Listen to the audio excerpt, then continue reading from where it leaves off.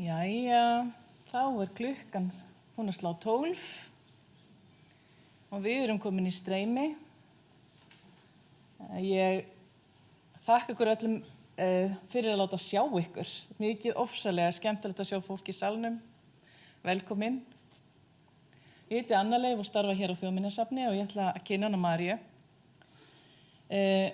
Í tilefni af mannamyndasýningunni sem að opnaði seinustu helgi og stendur út árið, að þá fengum Maríu Kjartans ljósmyndara til þess að koma og segja frá mannamyndunum sínum hugsanlega og mannamyndum í gegnum söguna. Ég veit ekki alveg efnistökin hennar, þannig ég er spennt að sjá hvað hún gerir með þetta þema.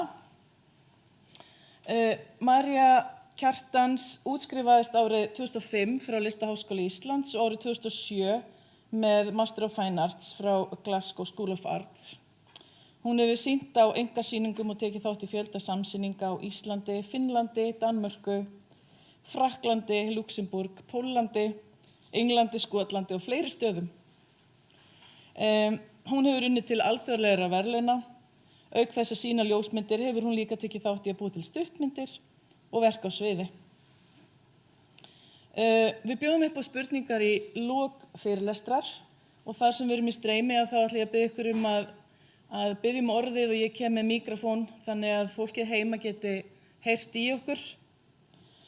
Og ég minni ykkur á að mannamyndasafnið tekur enn á móti myndum. Það er opin söfnun þar í gangi og á sýningunni, við kannski kíkjum saman á sýninguna eftir fyrirlesturinn, að þar er hægt að setja myndir í umslag og afhenda. En þá ætla ég bara að bjóða þig gjöra svo vel, María. Gjör svo vel.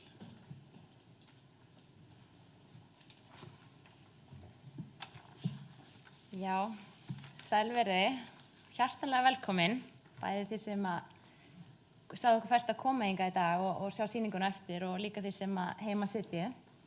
Og virkilega gaman að sjá hvað maður kannast nú við, mörg andlit hérna úr Félag íslenskra samtímaljósmyndara og vinir og svona. En ég heiti María Kjartansdóttir eins og Anna Leif benti á og ætla svona að tala ég kom á opnunina hérna á laugardaginn og ætla svona að tala þessar mannamyndir og í gegnum tíðina út frá svolítið svona mínu sjónarhorni og út frá myndlistarlegu sjónarhorni á svona mjög léttan og þægilegan hátt. Þetta verður ekki droslega formlegt, þar sem ég nú ekki fræðimenntuð neitt slíkt. Við listamennirnir höfum alltaf svo mikið frelsi að vera hver við erum, þurfum ekki að vera formleg. En ég bara gaman að segja frá því að ég fór í viðtal í gær hjá Viðsjáni á Rás 1 hjá hann og Guðina og hann vildi endilega hita mig aðeins upp fyrir þennan fyrirlestur og hann segir við mig, spyr mig, já, ert þú þessi típa, fyrst þú ert nú fengin svona til að koma og fjalla sýninguna mannamyndir, ert þú þessi típa sem að hyllast rosalega af andlitum og ert mikið þú ferð inn í bæ að horfa andlitin á kaffihúsum og svona, ég man ekki hvernig hann orðaði þetta en ég var, já, nei, ekkert svo, ég nú svona, fór nú að hugsa bara hvað ég er búin að vera að gera undanfarið og svo leiðis í minni list. Ég svona, meira svona, já, kannski landslagi, jú, manneskjan í landslagi og eitthvað slíkt, en síðan fattaði því ég kem heim eftir viðtalið og fer svona að grúska inn í skáp og kíkja í gamla boxið og leita svona að hugmyndum til að fjalla á þessum fyrirlestri. Haldi ég hafi ekki fundið þetta stóra box fulla af gömlum mannamyndum sem ég sjálfsögðu hefði verið að safna að mér í gegnum tíðina á flóamörkuðum í Glasgow, hefði nú keypt heilt box af lífi eins manns, passan hans og glerugun og allt hvaðina, öll sagan og ég hef mjög gaman að ég get alveg ímyndum mér að sum ykkar hér fyrst þið eru mætt að þess að fyrirlestur séu líka þannig að þið komið og þegar þið farið á flóamarkið eins og góða hirðin að maður þykist nú alltaf vera að leita römmum því maður er nú ljósmyndari og svona gaman að eiga svona fallega gamla ramma en einhver hluta vegna þá endaði ég alltaf með því að vera með koma heim með myndir af fólki þannig að það er eitthvað sem að er í okkur manneskjunni við höfum þessa hjarðhegðun við heillumst að því að við viljum vera innan um aðra við viljum vera innan um fólk og heillumst að andlitum það gefur okkur einhverju svona notalega hamingjutilfinningu og finnst við tilheyra og ég ætla nú bara svona kannski að fara aðeins, var þetta? Kann ég, það var ég ekki verið. Jæja, þetta svona ein mynd sem sýnt frammi úr flokknum held ég fólk við vinnu eða eitthvað slíkt. En svona bara gaman að segja frá því, þannig ég segi ykkur örlítið frá mínum bakgrunni, þannig þið skiljið nú hvað ég að tala á eftir, að þá kynntist ég fyrst myndlistinni eða listinni og ljósmyndinni og heillaðist fyrst af henni því ég var í kringu 14-15 ára gömul og vann á Hótel Búðum á Snæfellsnesinu. Þar vann ég í uppvaskinu á kvöldin og hestalegun á daginn og komst fljótt að því að kokkarnir á hótelinu voru með myrkrakompu í pínu litlu moldarkjallara undir lobbyinu. Svona hleri og skreiðst þarna ofan í, alveg ótrúlega upplifun. Og þetta var á gamla hótelinu áður en það var endurbyggt, áður en það brann. Og þarna upplifði ég bara einhvern algjör ævintýra heim inn í þessu svörtu litlu kompu, vínflöskurnar moldin ef maður misti filmu þá fór maður að leita henni og dró upp alveg heilu hrúguna af kóngulóarvefum og alls konar skordýrum.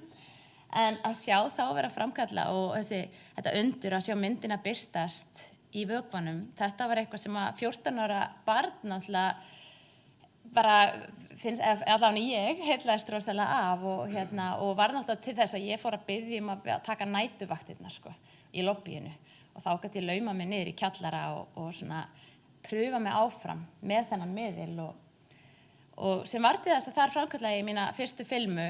Ég því miður ekki með neina mynd frá þeim tíma, framkallaði mína fyrstu filmu og inn á hótelinu sjálfu, þar héngu myndir á gamla hótelinu, mjög mikið af myndir, sérstaklega á efri hæðinni, svarthvítum gömlu myndum af fólkinu af Snæfellsnesinu, af hótelinu, þar sem var mjög mikið stillt upp svona svipuðum stíl og þessi. Og hérna nú einmitt einn flokkurinn sem heitir fjölskyldumyndir held ég, en þar voru einmitt oft svona þeir sem unnu á hótelinu og svo þá var þetta mjög mikið svona stéttaskipt, þeir voru nú fínust klæddir, þeir sem voru svona ríkastir eða svona valdamestir og svo svona aftarlega og svona aðeins fátæklegri klæddir voru svona vinnukonurnar og ég man eftir einni mynd þar sem að sást svona gæjastökkt andlit þarna á bakvið og þeir starfsmenn sem þau tekið eftir að ég hefði nú haft svona mikinn áhuga á ljósmyndunum, þau fóru nú strax að stríða mér og segja mér að þetta væri hóteldraugurinn og ég náttúrulega trúði öllu sem þeir sögðu og þá opnaðist líka fyrir áhuga minn á svona spiritual málefnum. Það var á hótelinu allar þessar draugasögur og sögurnar á bakvið fólkið á myndunum. En svo fer ég í bæinn og kemst að pabbi minn upp á Háalofti, þennan fína stækkara, alla græjur til að framkalla og allt saman. Þannig að hann var nú 6 barna faðir eða við 6 systkinin og hann var nýbúinn að stofna fyrirtæki, þannig að það var nú ekki mikill tími til að fara eitthvað að kenna mér að fara að framkalla og stækka og svona, þannig að ég bara tek stækkarinn undir hendina og bara rölti til næsta ljósmyndara í hverfinu. Það var hann Kristján Sigurðsson í Hugskot og þarna ég í kringum einmitt bara eftir þetta sumar að verða 15 ára og hann losnaði bara ekki við mig fyrir hann flúði í land í kreppunni. Ég bara satt hjá honum og hann kendi mér raun og veru allt sem að þurfti að læra í stúdíóljósmyndun og þessum svona típisku og svo þegar einmitt ég útskrifaðist úr mennta þá tók hann þessa fallegu, þarna rosalega ung og sæt portrett af mér og kendi mér þannig að ég var rosalega mikið í gegnum hann að skoða portrettin og sérstaklega eins og á jólunum þá fékk ég vinnu hjá honum við að skera ljósmyndirnar og setja þær inn í kortin og kartónið og allt þetta. Þannig að hann kendi mér allt í sambandi við lýsingu og þannig ég endaði bara þarna á milli 16 og 20 bara sjálf í stúdíó portrettmyndatökum voðalega mikið og fékk vin og fjölskyldu til að koma í myndatökur og það voru bæði fjölskyldumyndir og portrett og ég hafði mikið skoðað svona þessar gömlu myndir eins og eru hérna frammi af því að þegar hann færði sig yfir þar sem að ljósmyndastofa Reykjavíkur stóð þá fylgdi því mjög mikið af bæði alls konar myndavélar, passamyndavélar, það voru heilu möppurnar af filmum og hann kendi mér að hand svona retútsera í svarthvítu myndirnar, lagfæra, jafnvel að handlita þær. Þannig að ég fædd 1980 en ég get alveg ímyndið mér að ég sé nú eina bara af þessum seinustu sem fengu að upplifa að eiga svona mentor. Af því að bara á þessum tíma var digitalvélina að koma fram í sviðsljósið og þá voru nú auðvelt bara fyrir alla að verða ljósmyndara og miklu ódýrara að framkalla og stækka. En var ég með einhverja. Svo förum hérna á næstu mynd. Þetta er mynd frá 1980, árið sem ég fæðist og ég hef nú postað henni margoft á Instagram og svona því að þetta er bara uppáhaldsmyndi mín fyrr og síðar. En þessa mynd tók sem sé pabbi minn þegar hann var á ferðalagi með fyrirtækinu sínu Shell í svona vinnuferð þarna og fóru upp á Ófærufossi. Þetta var seinasta vikan í september, alveg brjála veður og ég held ég notið þennan punkt hérna, og þetta er mamma mín, ólíkt af mér og ég fæddist þarna nokkrum dögum síðar, 2 vikur síðar, 3. október.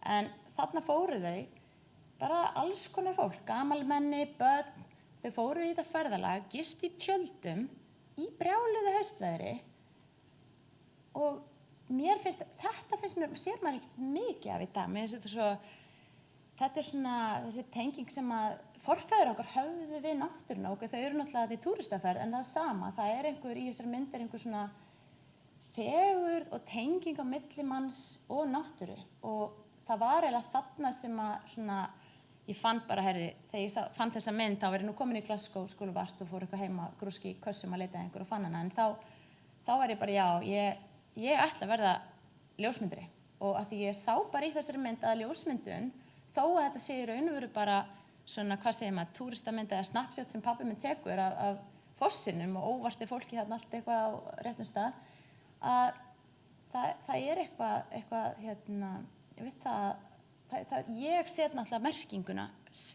í þetta sé listaverk. Pabbi minn setur aðra merkingu í verkið. Fyrir honum er þetta heimildamynd eða minning en fyrir okkur sem þekktum ekki aðstæður þá og þegar þetta er alveg algjörlega pjúra eða hreinræktuð list finnst mér sko. En ég var nú með aðra. En talandi að gömlu myndirnar og þegar maður fór í listaháskólann þá fór maður nú mjög mikið að prófa sig áfram með alls konar miðla og ljósmynduna í nýjum formum og þarna er nú maðurinn minn þegar hann var í hljómsveitinni Ampop og ég var að taka alls konar plötucovermyndir fyrir þá en þið sjáu nú bara alveg hvaðan inspirationi kemur. Þetta er svona mjög mikið, þetta er svolítið gamaldags uppsetning og uppstilling og þó þetta sé sett í svona Andy Warhol búning og svona nútímalista búning þá er þetta sjálfsögðu allt inspirerað af bara í raun og veru gömlu ljósmyndunum. En ég sem sé að því að ég hafði verið svo lengi að vinna hjá hann Kristínu Hugskot þá þegar ég ákvað að fara sem sé í skóla þá ákvað ég að fara í myndlist og að mennta mig í myndlist en ekki í ljósmyndina því mér fannst ég einhvern veginn, mér langaði alltaf að opna fyrir eitthvað nýtt og fyrir meira kannski hugmyndafræðina á bakvið myndir en leyfa tækninni að svona þróast bara með tímanum. En ef við tölum aftur sýninguna, mannamyndir, talandi bara hvernig maður fékk þessa upplifun og inspiration á Ljósmyndastofu Reykjavíkur og grúska á Flóamörkuðum að koma inn á sýninguna laugardaginn á þessu opnun var virkilega ánægilegt að sjá hvað var mikið af fólki og náttúrulega fólk, eins og við talaðum, við draugumst að mönnum og fólki og andlitum. En það var svo gaman þegar ég kom inn á sýninguna að ganga þarna inn, mér fannst ég bara vera komin heim. Þó þetta séu myndir sem spanna einhver 100 ár, ég held að sé 400 ár sem 400 ár síðan fyrsta myndin þarna var tekin og þetta eru mjög gamlar myndir, mest hvað, þá er þetta allt myndir sem maður kannast við, manni finnst manni hafa séð þær áður. Það er þessi sama mynd, hún kemur fyrir aftur og aftur, það eru barnamyndirnar og fjölskyldumyndirnar, það er fólkið við húsin og svo líka náttúrulega meira listrænt og svona eins og hendurnar og allt það. En svo má ekki gleyma að það eru líka mannamyndir málaðar í olíu og í skúlptúr og sem sjáðu. Þetta er alveg 34 flokkar, ef ég gerir rétt, já. Og eins og ég segi, við höfum útsaumaða mannamynd, skúlptúra, málverkin og myndirnar eins og ég sagði af höndunum sem koma meira inn með þetta tilfinningalega og það. Og svo voru einn flokkur sem eru svona minningar af fólki, annaðhvort dánu eða lifandi, þar sem að það er lögð svo svakalega ást í ramman. Það er manneskja sem var kannski handverkskona, þá er ramminn allir útbrótiraður eftir hana, eða hárlokkar af barninu settar inn í einhvers konar blómasveig. Þetta er ótrúlega, maður sér hvað ástin er mikil og hvað tilfinningin er mikil, og þarna komum við inn í þessa blönduðu miðla sem er eitt form listarinnar. Og eins og ég segi fyrstu sýn, þá virðast þetta mikið heimildasöfnun og svona sönnun á tilveru fólks, og fólk vildi fá, sanna að það hafi nú verið á lífi og hvers virði þetta var, og mismunandi fólk dressaði sig upp á mismunandi hátt til að tákna svona stöðu sína og annað. En en þetta eru portrettmyndir, þær eru líka listrænar á sinn hátt, og í raun og veru meira listrænar þessar fyrstu portrettmyndir, af því að þar er í raun og veru ljósmyndarinn kannski sá sem var fyrstur að gera svona portrettmynd, eða fyrstur að vera að taka myndir af manneskju hjól. Þetta er einhver hugmynd, þetta er einhver sem kom með upprunalega hugmynd, einhver sem fékk einhverja tilfinningu og vildi túlka þessa manneskju á ákveðinn hátt. Og ljósmyndin hefur alltaf átt svolítið undir högg að sækja í listaheiminum, og svona verið það hefur verið ágreiningur, er þetta iðngrein eða er þetta listform, og við listamenn ljósmyndarar í Félagi íslenskra samtímaljósmyndara höfum svolítið verið að berjast fyrir því að kynna ljósmyndun á Íslandi fyrir fólkinu sem listform, og í raun og veru liggur greiningin á því bara í huganum og hjartanum hjá þeim sem að túlkar myndina. Og það því er aldrei hægt að segja eitthvað sé list eða ekki list, þetta er í raun og veru bara okkar eigin svona tilfinning og upplifun á því sem að við getum það er alltaf listamaður bakvið í raun og veru, myndavélina eða portréttið eða málverk. Það er alltaf einhver sem skapar þetta, en svo er það undir okkur komið, eins og myndina frá pabba mínu, hvernig upplifum við hana? Við upplifum hana ekkert á sama hátt, ekkert okkar. Eitt getur verið list fyrir mér og ekki fyrir þér, þannig liggur þetta oft. En svo tek fyrir mynda tengdamömmu minni þegar fermingarmyndina af henni, ótrúlega falleg. Það er alltaf listamaður sem ákveður í samstarfi við móttelið hversu dramatísk er myndin að fara að vera, hvernig vil ég túlka manneskjuna, er hún að fara að horfa beint í vélina, er hún að fara að horfa út mynd, erum við að fara að taka mynd af höndunum á henni eða fótunum eða manneskjunum með hestinum sínum. Þetta er alltaf listræn túlkun og í raun og veru samstarf við. Og þarna er hún orðin aðeins eldri. Ég átti svo mikið að mynda mig eitthvað af henni. Ég var að leita í gær af myndum. Hún endar hún einstaklega falleg kona. En talandi það að eitthvað er nýtt, einhver kemur með hugmynd og það þróast og svo fara allir að gera eins. Og svo mörgum árum síðar ég að taka stúdentsmynd af dóttur minni heim í stofu og að sjálfsögðu fer ég í eitthvað svipað og ég þekki. Ég ger eitthvað sem mér fannst vera fallegt og hafði séð áður. Og það er í raun og veru það sem ég upplifði líka hér á sýningunni, þó ég hefði aldrei séð ábyggilega ekki einustu mynd á þessar sýningu, þá fannst mér ég þekkja þær allar. En svo er túlkunin mismunandi. Portrett þarf að sjást í andlitið eða ekki. Það er gaman að leika sér með það. Og þarf þetta að vera mynd þar sem að virðist vera að manneskjan sé meðvituð myndatökuna eða ekki. Hvað umhverfi þetta segir allt sína sögu. En mér finnst mjög gaman, eins og segi, að þrátt fyrir 100 ára tímabil sem myndir spanna, að þá er margt svipað og sjáum við fyrstu selfie, ekki fyrstu selfie myndina, en eina af fyrstu selfie sjálfunum eða sjálfsmyndunum sem fólk gat tekið.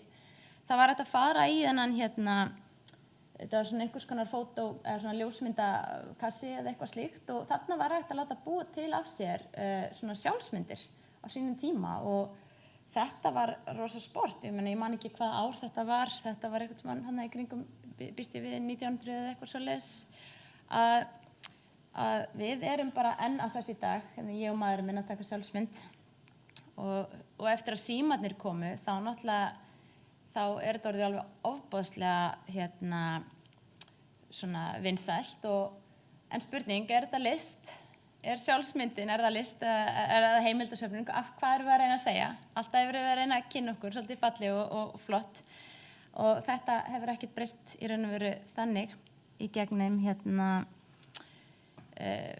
já, sér nú veit ég ekki alveg af hverju þessi mynd, já, hérna ég aftur komin í fjölskyldu myndirnar sem eru þá og nú, aftur erum við í þessu, hérna aftur maðurinn minn þessi litli dúlli þarna með fjölskyldunni sinni.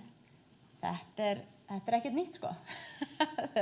Við förum einhver hluti vegna í eitthvað sem við þekkjum, eitthvað öryggi.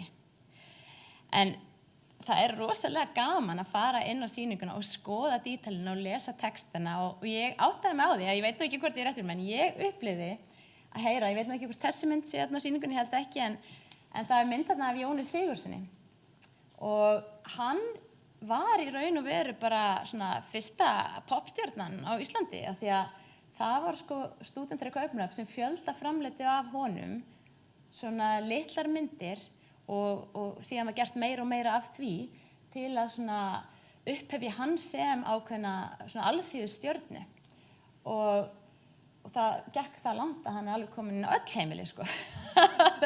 Þannig að þetta er raun og veru sama og við gerum við kvikmyndastjörnunar og tónlistastjörnunar, unglingar hengja upp póstera og hengja frá hann rúmin sín. Þannig að það eru alls konar svona skemmtilegar svona vísanir á þessari sýningu sem gaman er að leika sér með að skoða. En skemmtilegasta myndin fannst mér þarna á laugardaginn þegar ég kíkti. Það var þessi myndin, afsakið ég tók hljóp og tók myndir með símanum mín. Svo ég geti útskýrt, það var eitthvað hann í blurri. En myndin í mynd, þetta sér maður ekki oft, en þegar maður sér þetta, þá er þetta frekar áberandi og það er nú bara mjög nýlega að þetta lét mér nefnilega hugsa sko, Daða og Gagnamagnið þegar þau voru á Eurovision og einn var í sóttkví og fekk ekki að vera með þeim inn í græna herberginu. Að hann var þá bara settur þarna, veitir nú við, er þetta ekki hann hérna? Hérna er einn held ég og, já, voru tveir eða, allavega, og þá voru þeir bara á iPad. Þó þetta sé í sjónvarpinu, þá er þetta sjálfsögðu mannamynd eins og aðra myndir og einhvers staðar fengu þau hugmyndina. Þetta er svo allt sem við gerum, þetta kemur einhvers staðar frá, þetta mallar í okkur og svo finnum við leiðir til að túlka það og tjá á nýjan hátt. Herri, já, ég talaði hans að mér aðan en þetta er þessi eitt af þessum myndum sem ég hef fundið á flóamörkuðum. Eitt af þessu boxi, þessi var sem sé sirkusmaður og tók mikið að myndum af svona gleðikonum og öðru. Og þetta eru myndir þess að eru frá Íslandi, eitt af þessum sem ég hef tekið og fundið á góða hirðinum og ætla nú að gefa mannamyndasafninu. En oft eru einmitt skrifað mjög fallegar kveðjur aftan á. Og eins og í þessu tilviki, ég vissi ekkert af hverju þetta var. Ég held að þetta væri einhver útlensk myndi, ég keypti hana fyrst, en ég áttaði mig á því ég skoðaði flokkinn leikarar frammi. Að mjög líklega er þetta leikari eða dansari sem hefði fengið mynd af sér tekna líklega fyrir dagskrána eða eitthvað slíkt og verið dreift eins og Jón Sigurðsson. Þetta er svona pósterinn. En aftan á var mjög skemmtileg einhver ástarrulla þarna og ég veit nú ekki hvort ég geti lesið þetta en ég lesi þetta fyrsta lína. Ef ég ætti fínni föt þá myndi ég eitthvað ba og svo var þetta einhver mummi sem ástfangin af þessari leikkonu. En önnur mynd sem hefur inspirað mig, sem ég fann einmitt í sama kassa og slætmyndina af forsinum frá pappa mínum og það er þessi mynd sem tekin er inn í einhvers konar speglakassa af langafa mínum. Þetta var eina af þessum myndum sem einmitt ég sá og fannst alveg ótrúlega magnað og vissi ekkert alveg hvað þetta gera við í rammaninn. Jú, og lítur reyndar alveg nákvæmlega út eins og yngsti bróðir minn. Mjög skemmtilegt.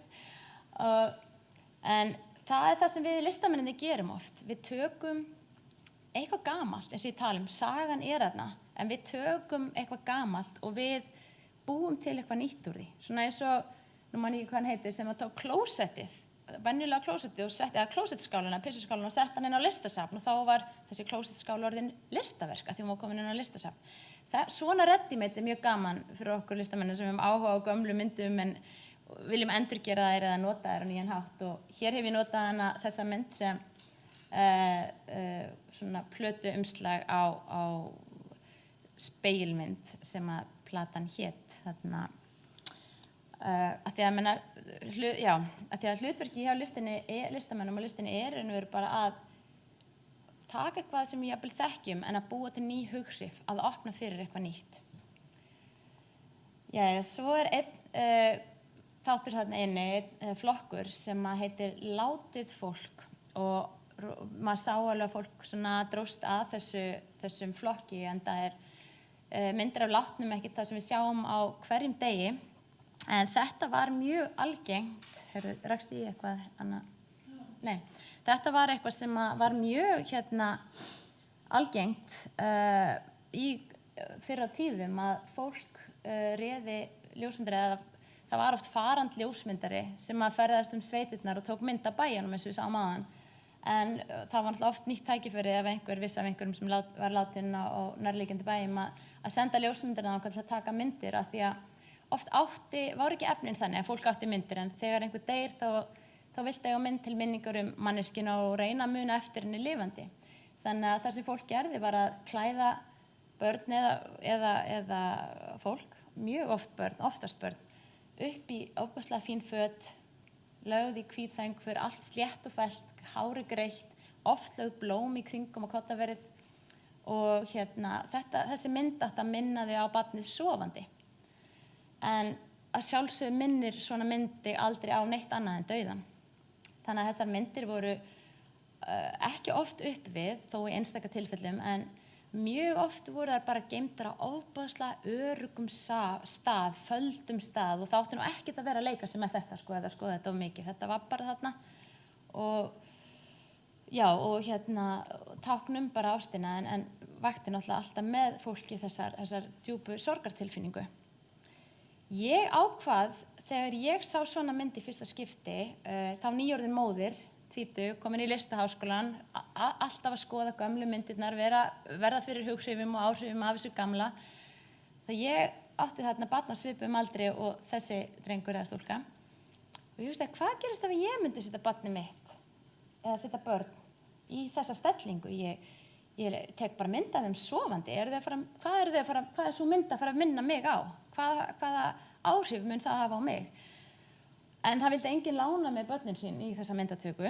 Þannig að ég notaði dóttur mína til að taka þessa mynd og hún var römmuð í voða fallegan ramma og hún hefur nú verið sýnd á nokkur stöðum í heiminum en hún vakti alveg óbærslega sterk viðbrögð hjá fólki alveg eins og dauðamyndin að gera. Af því þarna áttaði mig á, já, það er sagan. Hún kemur inn í okkur öll og hún talar í gegnum myndir þó að þetta sé ný mynd og manneskjan er sofandi. Þá túlkum við það sem við þekkjum á ákveðin hátt. Af því þannig uppstillingin hún hefur alltaf ákveðið listrænt gildi og tilfinningagildi. En það sem ég gerði öðruvísi var að brjóta þetta upp. Ég myndaði hana á hverju einasta ári í sömu stellingu, steinsofandi, alltaf í desember, í 10 ár, í röð. Og síðan var þessi sería sýnd sem sýnd sem sería og myndirnar sýndar saman. Þá opnaðist þessi listræni vinkill inn í gömlu ljósmyndina. Af því að þá allt í einu komin með þetta ekki dáðbað því myndin vex. Og þarna komum við aftur inn í svona áhuga minn sem vaknaði þarna Hótel Búðum með draugamyndirnar að ég hef ofboðslegan svona áhuga og hrífst af svona spiritual hugmyndum í myndlistinni og í listinni. Og mér finnst svona spiritismin einhvern veginn, þessi hugmynd að það sé eitthvað meira, að við lifum eftir dauðan eða það sé ekki allt búið. Mér finnst það bara falleg hugmynd og vekja með manni einhverja svona von. En já, en talaðum, já, þetta byrju nú við. Þannig að það sem ég gerði, nú veit ég ekki af hverju þessi mynd komur og varst aftur. Já, hörru, hérna ætlaði ég að sýna ykkur að hérna tók ég aðra mynd sem að ég lék mér með að vinna sem plötu umslagssonar að gift tónlistamanni. Alltaf verið að nota mann í eitthvað. Hvernig hægt að búa til eitthvað úr gömlu, eitthvað nýtt. En en ég sé út frá öllum þessum, allir þessari fortíð, öllum þessum, hvað segir maður, áhrifavöldum frá gömlu ljósmyndunum, áhrifavöldum frá pabba mínum, frá fallegu fólki, frá manneskjum, frá landslæginu, þá var ég alltaf með 2 seríur í gangi. Það var annars vegar, þá er ég að tala þegar ég var svona farin að vera starfandi sem myndlistarkona. Þá var ég mjög oft að leita eftir þessari orku, hvort sem það var í manneskjunni eða í náttúrunni og leita eftir einhver svona spiritual í myndunum mínum. En eins og ég segi, það var alltaf annarkvort landslægið eða fólki, það voru alltaf þessar 2 seríur, ég var oft svolítið svona að berjast á milli, hvað mér langaði svona að gera og ég bara sýna ykkur svona bara hitt og þetta af alls konar gömlum verkum, bara alltaf svona áttið ykkur á. En það var í raun og veru ekki fyrir það var eiginlega ekki fyrir að ég bara áttaði mig á, og þetta var þegar ég var búin að vera í Glasgow, London, París og alltaf mér fannst alltaf eitthvað vanta í mig. Ég fann hvað ég var hálf manneskja þegar ég komst ekki í náttúruna að taka myndir og var mikið að mynda fólk og unglinga á djamminu og eitthvað svona, var mikið í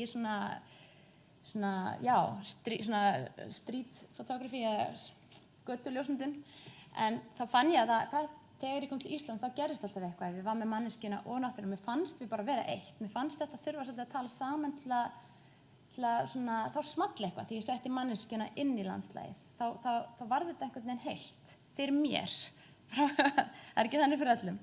Þannig að ég fór að vinna mjög mikið. Ég flutti heim til Íslands 2012 frá London, eða frá París, og þá fór ég mikið að vinna með þessa orku og tilfinninguna að við erum öll eitt.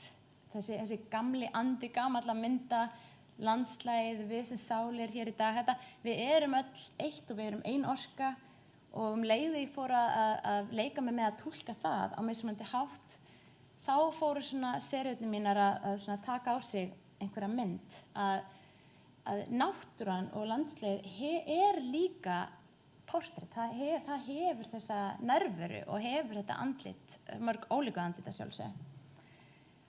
Og svo ég rúli nú bara svona rólega í gegnum þetta, en alltaf var ég að reyna að leika mig með einhverja drauga, það er alltaf það sem maður kynnist fyrst og í æsku, það hefur bara áhrif á mann og þið kannist ábygglega öll við það að eitthvað sem þið hafið upplifað í æsku hefur ennþá áhrif á okkur í dag og myndar ykkar sýn og listrænu upplifun á verk og á lífið.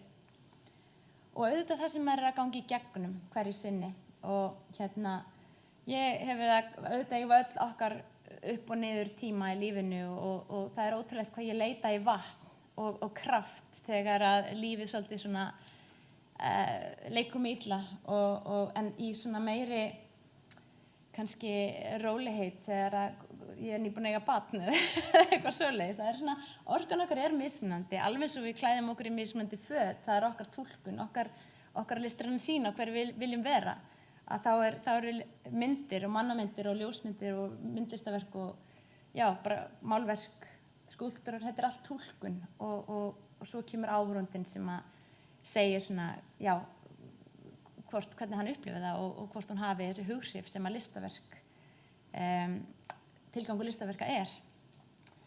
Þannig að svo núna nýlega þá fór ég að breikka svolítið út, svolítið svona ljósmyndasýningarnar mínar og ég hef gert það reyndar í langan tíma að vera með einhvers konar hljóðverk í galleríunum eða á sýningarrýmunum til að búa til enn meiri hughrif. Ég er svona voða mikið auðvitað þegar maður er gift tónlistamanni og vinnur bara með tónlist allan daginn, þá finnst maður ofta eitthvað vanta þegar maður kemur í hljóðlátt rými. En það skref fór með mig enn lengra og ég fór að gera kvikmyndir, stuttmyndir.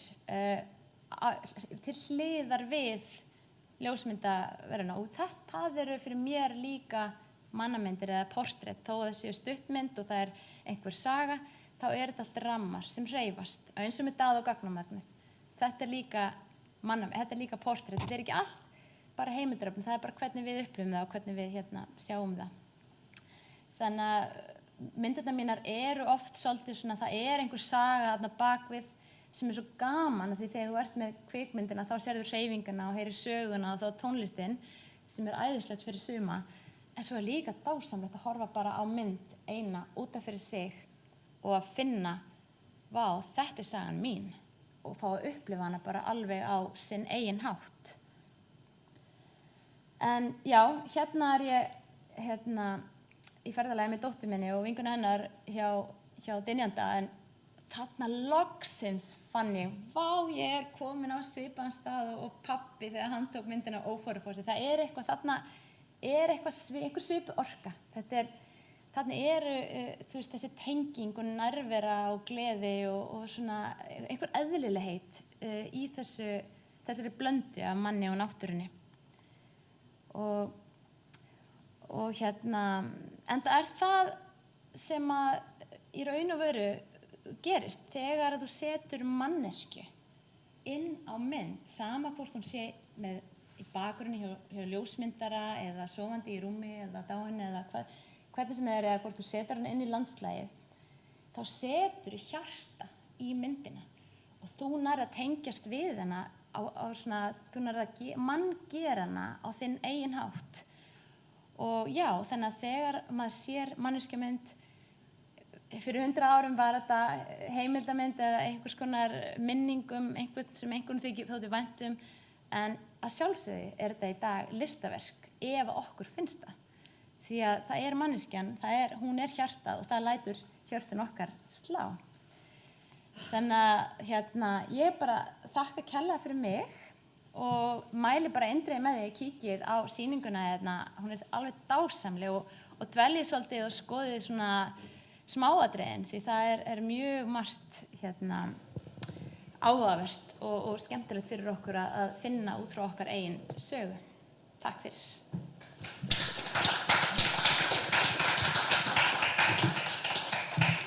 Kærar þakkir, María. Viltu ekki staldra við? Já. Einhverjar spurningar eða athugasemdir úr sal?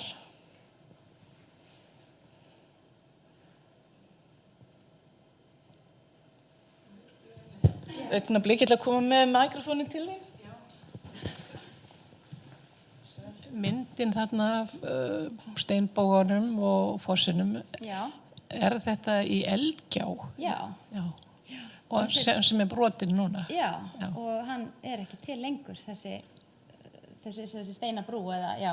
Já, einmitt. Þannig að það líka, þá það náttúrulega alveg hreinrækt heimildarsöfnu líka.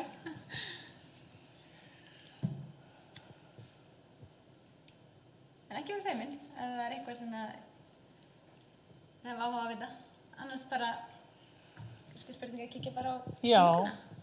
Þar sem við erum nú í streymi, þá ætla ég bara að þakka öllum hjartalega fyrir komuna og þeim sem sátu við tölvuna að þakka fyrir samfylgdina og segja fundinum eða fyrirlesturinn slitið og við skulum bara labba saman yfir í fyrirlestrasal, inn í myndasal, eða ekki?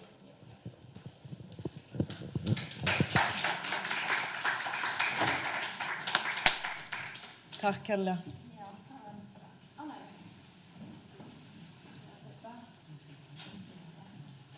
Það að lappa hérna megin í gegn.